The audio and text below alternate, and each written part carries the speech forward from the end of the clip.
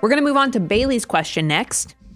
It says, what is the difference between the CFA and CFP certifications?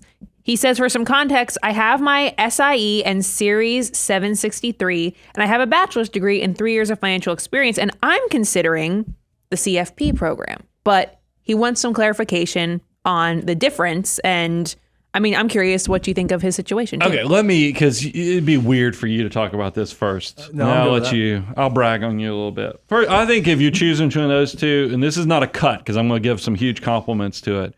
If you work in the financial field, the CFP is probably the first stop. If you're going to do financial planning. If you're going to do financial planning, CFP it's first, it's going to also save you tons of stress in the fact because the CFP, it's a very good certification.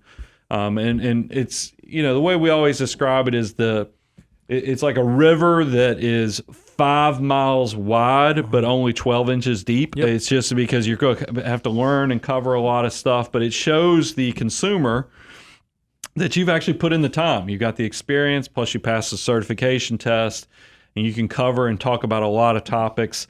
So the Certified Financial Planner is a very effective designation for somebody who wants to work in financial planning. Now, if you really want to flex, because I think the CFA is more of a flex designation, unless you're working on Wall Street, you're going to manage a portfolio. A chartered financial analyst is definitely, because you're going to go deep into financial statements. Bo can talk about it. Yep. And then I'm going to go ahead and tell you the cold hard facts. Is that, and I'm probably going to screw this up, Bo will pick it up, the pieces. Every test that's for the CFP, because there's 3 of them, the pass rate is less than 50% on each one of them. So you can imagine, you get excited, you study for months on end, maybe even years on end to take the first CFA exam, and you make it through. You're one of the lucky less than 50% that actually beat out all these other financial nerds and get it. And then you take this second exam, and you don't pass that one. I mean, it gets to the point, because I know people, very successful people that I even look up to, that passed 2 of them, but they could not pass the third CFA exam, and they finally just gave up because they were like, you know what? There's no reason.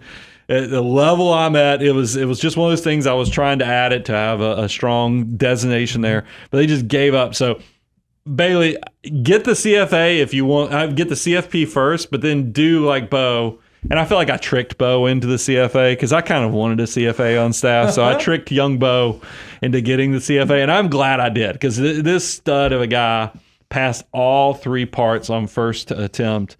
And good on you. Didn't we figure out it's like only 8% can make it through? In my test cycle, it was like 8 out of 100, I think, was what made it through in the three-part exams. Like, when I think about professional designations, I think about it a little bit like college majors, right? It'd be difficult to ask the question, what is a better college major, an accounting degree or rocket science? I don't even know if there's a rocket science degree. Which one's better? Well, it depends on the vocation that you're going into. If you're going to be an accountant, the rocket science degree might not be very valuable.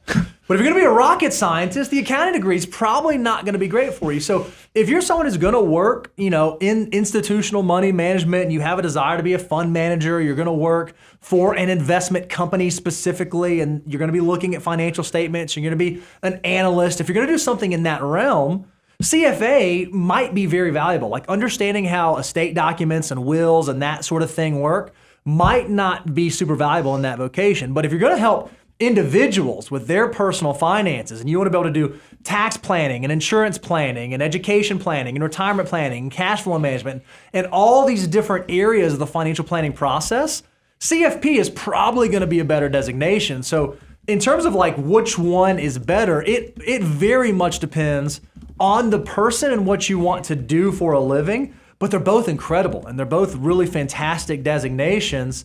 And I know really great people that have both, that have either or. It just depends on where you want to end up. And you need to make sure, just like with your college major, you do this ROI calculation. If I pursue this major, what will be the dividend that I receive from that later on? You should do the same thing with professional designations. Just because CFA might be the hardest or might be the rigorous or might be the most prestigious, if that doesn't actually equate to you doing your job better or being compensated in such a way that justify the effort, it might not be worth pursuing. So you really need to have an understanding of your specific career trajectory before you decide which one to go pursue. Bailey, I want to give you a compliment. I'm glad you did comparison between CFA and CFP. It'd have been really awkward if you'd asked the difference between a CFA and a CPA and which one was better. Well, then we just put on boxing gloves. Then it might be, a little harder to because everybody. Bo gets annoyed because I tell everybody to go get an accounting degree.